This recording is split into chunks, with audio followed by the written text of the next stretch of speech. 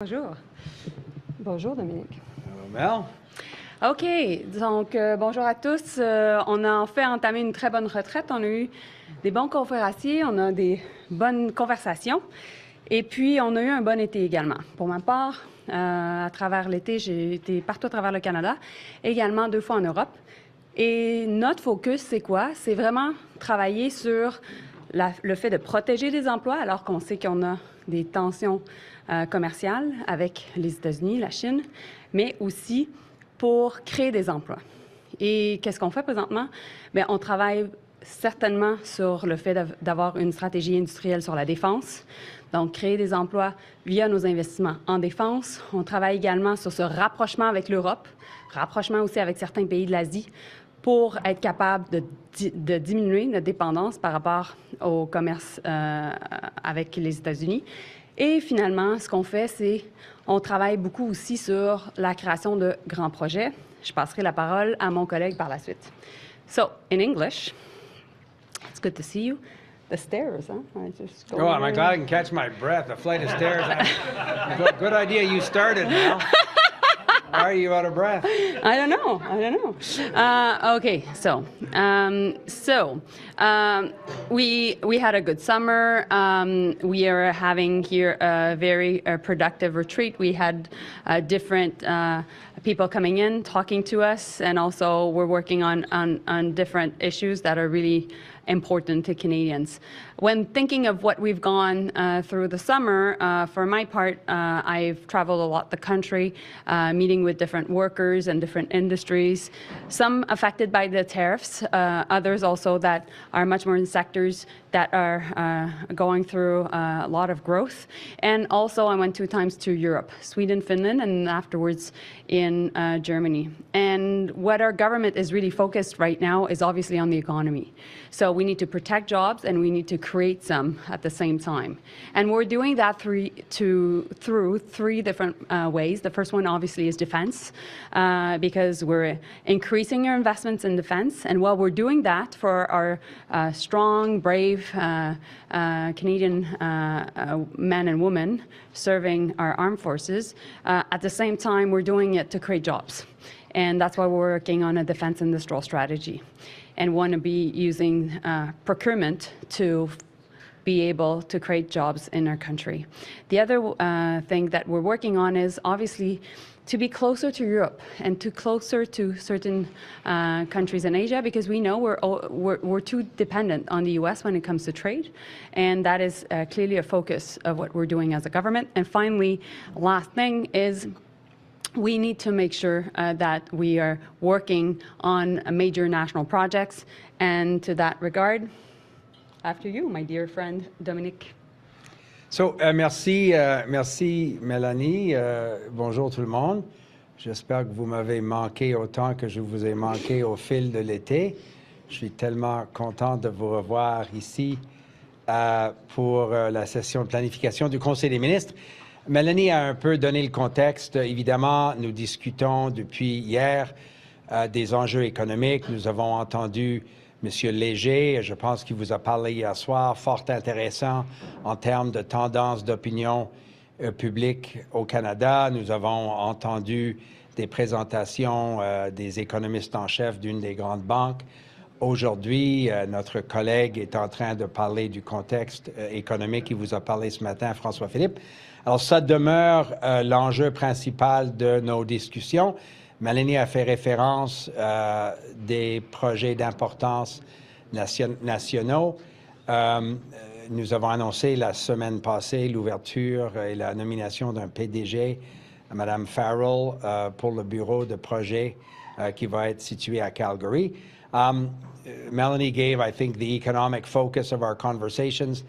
We're preparing for a caucus retreat next week in Edmonton, and then, of course, the return of Parliament in 10 days.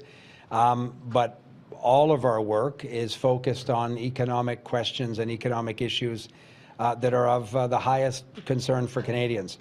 Monsieur Léger, a well-known public opinion researcher in Canada, yesterday gave us some insights into the context of Canadian public opinion on many of these issues. We heard from the economists and business leaders yesterday one of the economists of one of the big major chartered banks this morning. So our work continues. I'm looking forward to the rest of the day, but the thing I'm looking forward to most, of course, is taking your questions.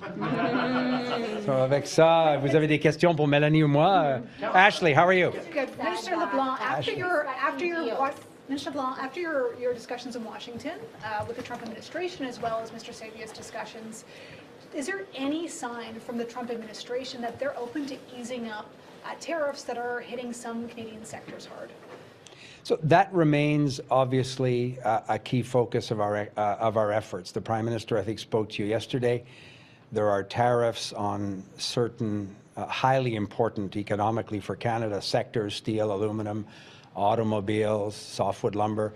It's those sectoral tariffs where we are, in many cases, the most integrated of any trading partner with the United States, and they're causing enormous economic hardship to Canada. So that is the focus of my conversations with Secretary Lutnick last week. You heard that Mr. Sabia was meeting senior officials of the United States government yesterday, specifically to go into technical details of these sectors. All of this work, as the Prime Minister said, is in the hopes that we can come to a deal with the United States to bring some relief on those sectoral tariffs. As you know, the reciprocal or broad-based tariffs, Canada massively benefits from an exemption under the Free Trade Agreement, but that's why the sectoral tariffs are so important. But that work continues, and we'll continue to stay on that work until we get to a better circumstance than we are standing here right now. Can I just add to that? And so while my colleague is doing really important work, we are also making sure that we're supporting people that are working in these sectors. So we've done different things. When you think about steel, for example, it's been about protecting the market from dumping steel, from also making sure that we can buy more Canadian. So really being able to have our steel, our aluminum, our lumber in our infrastructure and within also procurement for the Canadian Armed Forces. And also, we want to make sure as we're working on housing, that housing in Canada can be built with what is made in Canada. And what we're doing also is we're really working on supporting these sectors, and there's more news to come on that. But we're also looking on the other side of the ocean to make sure that we're creating closer ties with Europeans and also with Asian countries, because Canada is a trading nation, and we need to be able to export our different products. Mr. Joly, may I ask a question? You're talking about a defense industrial strategy, and when you as a minister look at ways that the government can invest resources, we heard the Prime Minister talking about how limited they're going to be in the next budget. Does it mean to say that for the government to be interested, any initiative needs to include a defense component to it? Well, I think you're generalizing pretty much what's the focus of this government. When you think about it, what we need to do is we need to make sure that while Canadians are asked to take tough decisions on their budget, the government needs to do that too. It's just a question of making smart choices. But in order also to continue to thrive in this very complicated and dangerous world, we need to make sure that we're taking care of our investments at home. And so you've been hearing the Prime Minister talking about housing. We need to invest in housing. You've been hearing the Prime Minister talking about major projects, and we will be coming up with a list of major projects in the coming weeks. And what you're hearing us also is to say, well, hey, we're investing more in defense.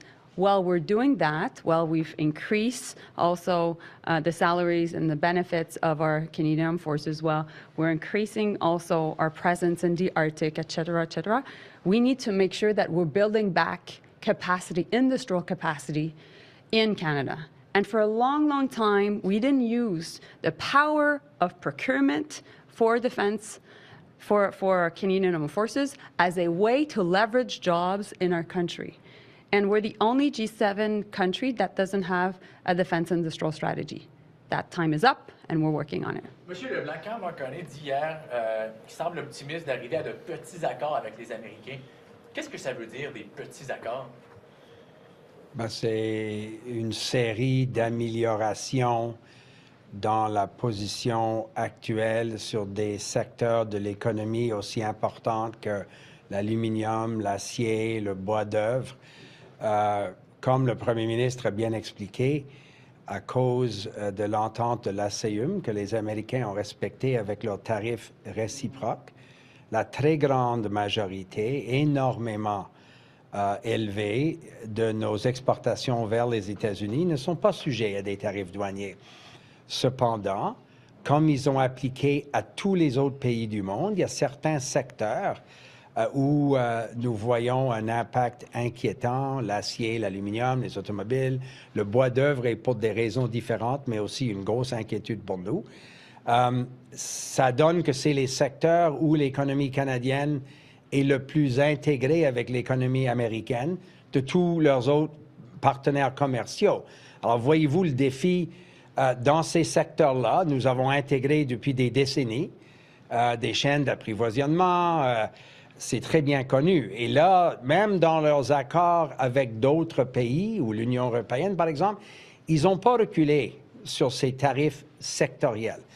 Alors, nous allons travailler avec le gouvernement américain. C'était nos discussions où j'étais avec M. Latnik la semaine passée. Michael Sabia, Marc-André Blanchard, l'ambassadrice Hillman était avec moi. Les conversations ont continué. L'ambassadrice Hillman a eu des discussions avec ses vis-à-vis. Hier, M. Sabia était à Washington précisément pour discuter est-ce qu'on peut trouver un terrain d'entente pour améliorer l'impact des tarifs sectoriels. Et ça demeure notre objectif primordial, tout en préparant pour la révision, comme vous savez, de l'ACEUM qui s'en vient possiblement au début de l'année prochaine. Alors, nous faisons les deux en même temps, préparer pour la révision qui est mandatée dans l'entente de l'ACEUM, tout en essayant de trouver des ententes, surtout dans ces secteurs clés. Est-ce que vous Daniel? Une fin des tarifs ou est-ce que ça veut dire un abaissement des tarifs dans ces secteurs? Bien, je comprends, vous allez me demander après l'échéancier, là, vous allez me demander si on est plus avancé dans l'aluminium. Je comprends, Daniel, je vous aime beaucoup, je comprends que vous cherchez ce genre de précision-là. Moi, ça fait longtemps que je vous vois dans ce genre de contexte. Je ne vais pas aventurer sur tel niveau de tarif dans tel secteur. On essaye, on travaille fort pour faire du progrès parce qu'on comprend l'importance pour les travailleurs dans toutes les régions du Canada. Et Daniel, j'ai bien hâte à retourner à un moment donné, vous donner exactement ces détails-là. J'ai tellement hâte, vous ne pouvez pas m'imaginer. The Prime Minister We'll get, well, guys, we'll take time. On these We'll answer your tariffs, questions. when you're talking Yeah. about metals, Yeah. autos, lumber, Yeah. is Canada open to a quota limit in some of these sectors? Do you expect that that is what a solution will eventually look like? It's a very good question. It's the English version of the question that your colleague Danielle Thibault just asked from Radio-Canada. I'll give you the same answer in English. We're not going to go into that level of detail in terms of potential pistes de solution, potential areas of understanding with the Americans. We're open to having conversations that we think will put Canadian workers and the Canadian economy in a better position than we're in right now, even though relatively, as the Prime Minister said yesterday, we're in a good position compared to other countries, but we still have work to do, and those are the conversations that will be ongoing. Yes, we'll take the quick stop screaming. Okay, David, we'll go, and after, you'll have the chance to ask your questions. It's all good. Yes. David, after you. Based on what Mr. Leger said yesterday, Yeah. there's some polling out from Abacus today. Yeah. Listening to ministers say we travel the country and listen. Let me put it to you that in your judgment as a cabinet, the urgency of dealing with Trump that existed at the election, it's less urgent, and voters are prepared to give Minister LeBlanc time to sort that out. But it is urgent to deal with economy, jobs, and affordability. Yep. If I'm reading that's the takeaway from Leger's presentation and what your cabinet is doing. So I'll let I'll let Jean-Marc speak for himself, and I think he gave you.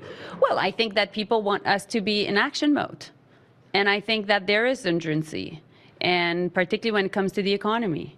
all economies of the world are readapting to the reality of what the Trump administration is doing, period. And so what we're doing is we're doing different things. We're doing, first and foremost, we're taking care of ourselves. You've heard that throughout the elections. The Prime Minister was clear. The Canadians gave us a mandate to take care of the economy. And while others will get weaker, we will become stronger. That's why we made sure that we got rid of the trade barriers for July 1st. And now we're working on major national projects because we have the C5 legislation that has passed and gives us the power to do that. And so Canadians are focused on seeing what's next. What are the ports? What are the mining projects? What are the energy projects? What are, the AI projects? All the benefits, the jobs that can be created because we're attracting investments from elsewhere in the world and we're creating jobs in the country. So that's our major focus. Second focus is we need to create new partnerships in the world. The world is being redistributed in economic blocks right now. And that is why, for countries that believe in free trade, there's a space. We can work with others. And we will work with Europe. And we will work with other Asian countries. And that's also super important because it's our way to make sure that we continue to benefit from all the advantages that trade has given us over the last decades. Thank you. En français, and after you, and we'll get there. Oui. Vous leur avez parlé cet été. Oui. Quel est l'état d'avancement pour de l'aide pour l'aluminium, des liquidités? Et puisqu'on parlait de M. Léger tout à l'heure, sur les grands projets d'infrastructure, il nous a dit qu'il a trouvé que les Canadiens ont beaucoup de questions sur le pourquoi. Le gouvernement parle beaucoup du comment il va faire, mais ils ont besoin de plus d'informations sur le pourquoi. Oui. Alors, est-ce que ça commande un réalignement dans le message? OK. Mais premièrement, je voulais entendre ça. Bien, je vais donner une première réponse, puis après, bien entendu, Dominic, tu peux répondre. J'ai été en contact avec Rio Tinto à plusieurs reprises. Je continue d'avoir ces conversations-là, autant avec le président du conseil d'administration, autant avec le PDG. Et on sait que le secteur de l'aluminium est affecté. Je vous dirais que les grandes entreprises sont affectées, bien que le prix de l'aluminium ait augmenté. L'imprévisibilité liée, dans le fond, aux tarifs fait en sorte qu'il y a peu d'investissements prévus. Présentement, il y a plusieurs investissements dans le secteur de l'aluminium, mais les investissements pour les entreprises se font parfois dans des projets de 10-15 ans. Et c'est ces décisions-là stratégiques qui, parfois, sont questionnées, savoir est-ce qu'on les prend présentement ou on attend d'investir. Et c'est ça que nous, comme gouvernement, on doit gérer. C'est pour ça qu'on veut créer des grands projets. C'est pour ça qu'on veut créer de la demande pour l'aluminium, pour l'acier, pour le bois. Comme ça va permettre aux entreprises de dire, bon, ben je suis Rio Tinto, je suis Alcoa, je suis ArcelorMittal. Donc, oui, j'ai un marché pour les 10-15 prochaines années et je vais investir dans les dernières technologies, dans essentiellement mes actifs d'entreprise. Fait que, premier point.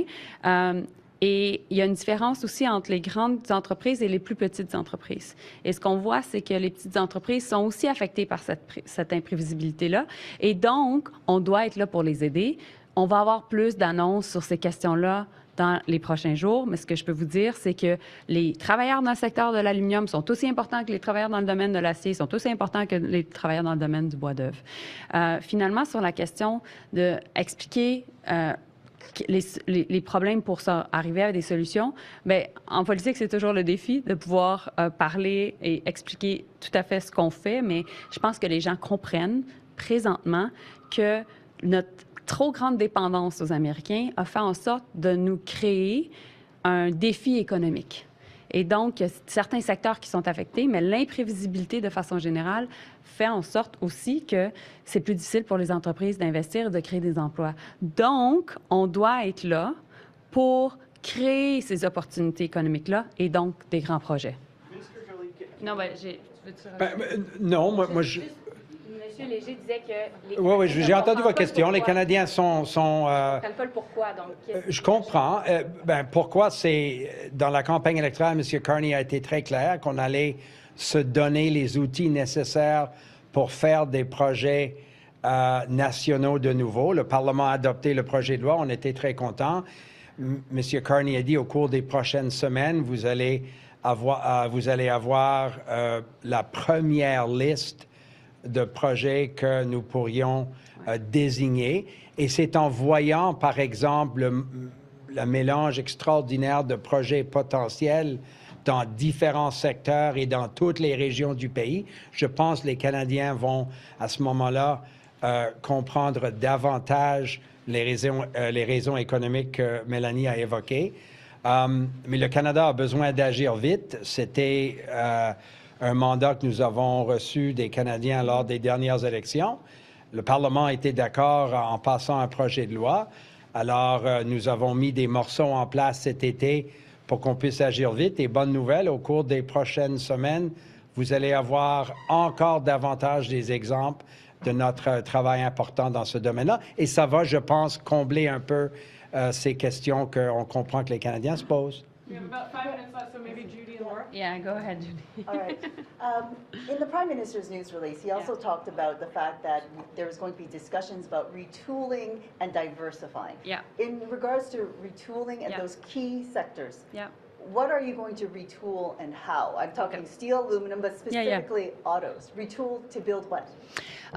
Okay, so when you're thinking of retooling, obviously we know that the type of steel, for example, in the steel sector that was developed in Canada is mainly steel that is for the U.S. automakers. And that has been the business model for decades.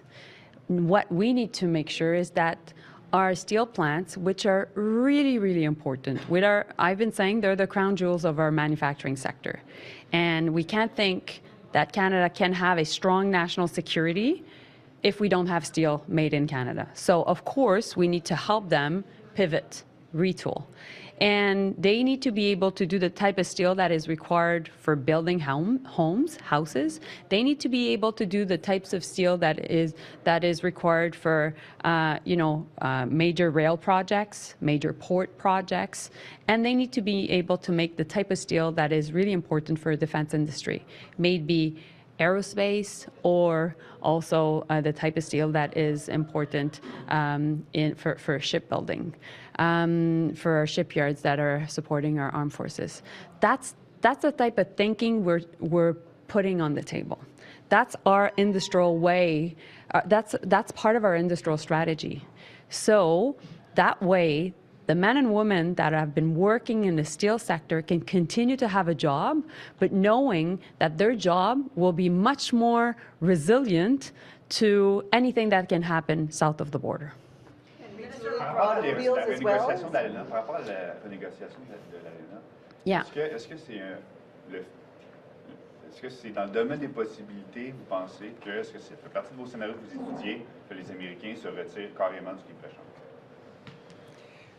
Je ne veux pas corriger une technicalité. Ce n'est pas une renégociation, c'est une révision qui est contemplée directement dans l'entente. On se prépare évidemment pour ces discussions-là. M. Carney a dit qu'on va consulter les industries canadiennes au cours des prochains mois. J'ose comprendre que les Américains se préparent un peu dans ce contexte-là.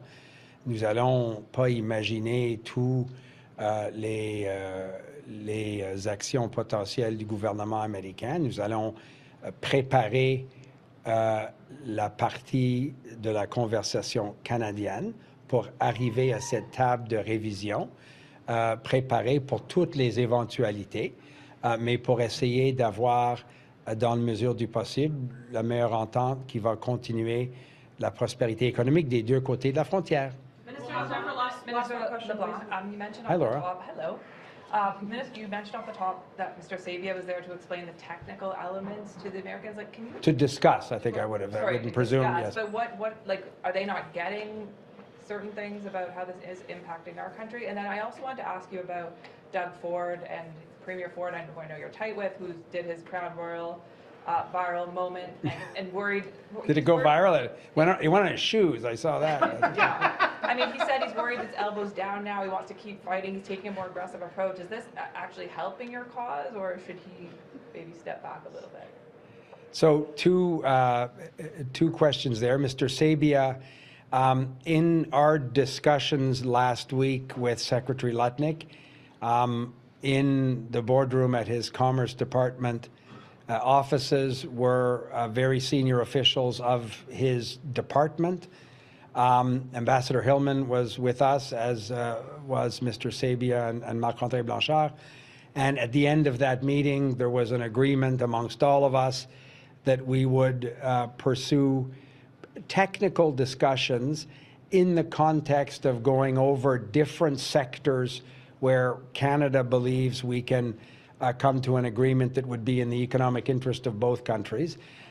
Those discussions start by having base understandings, common understandings of a series of potential options that may ultimately form what the Prime Minister said would be a series of small deals that cumulatively would put us in a better position than right now. So Mr. Sabia, I wouldn't presume, Laura, to say he was there to explain to the Americans. He was there to continue the conversation at a very senior level. And I know Ambassador Hillman, both last week and again this week, has also had a number of high-level conversations with her counterparts in her role as chief negotiator, which are helping to inform what we hope might be some improvements in the sectoral tariffs. And your second question was about Premier Ford. So I saw his news conference earlier this week. Premier Ford is effectively and articulately standing up for workers in his province of Ontario. That's something that our government is absolutely doing. At the same time, we work with Premier Ford and his government. I talk to him, some cases multiple times a week, on things that we can do together to support workers and the economy, in this case in his province of Ontario, but it's the biggest economic partner in our federation. I wouldn't propose to tell Premier Ford how to practice Ontario politics. He's won 3 majority governments. I think he's figured out how to practice Ontario politics, but I enjoy a relationship with him that's cordial and personal, and I really enjoyed watching his news conference on Tuesday, I think it was. Thank you. Merci beaucoup. Merci tout le monde. Merci.